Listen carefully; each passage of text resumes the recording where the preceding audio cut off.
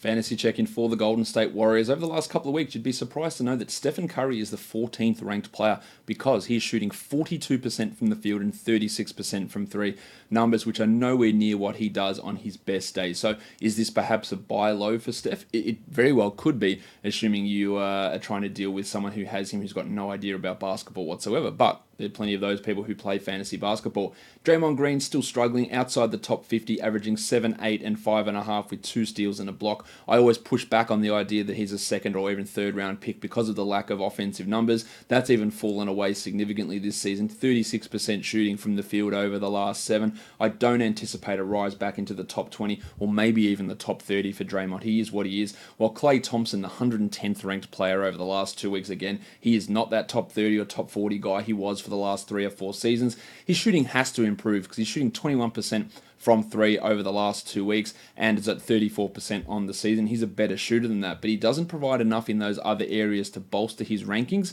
So he is like a top 70, top 80 guy, I believe, for the rest of the season, and you should be treating him as such. So don't go buying him assuming that you're getting this top 40 guy back, so I don't think that'll be the case.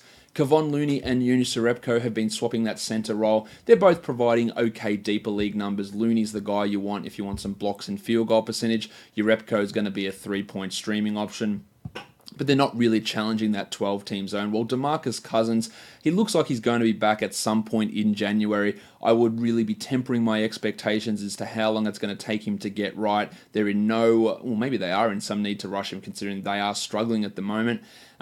He is going to be slow coming back. He won't get to 30 minutes a night, I wouldn't think. And usage and fit with his team is going to be a real worry. So if you are middle pack, you're holding on to Cousins for the 4-6 weeks until he comes back and then another 2, 3, 4 weeks until he gets it sorted, it's probably not going to be in your best interest to do that. And I'd probably let someone else deal with it. If I'm comfortably in the top 2 in rankings or standings, I would do it and I would see how that goes, but we could be 2 months away from Cousins having any sort of top 50 impact. He could do it, but we could be a little bit away from that actually happening.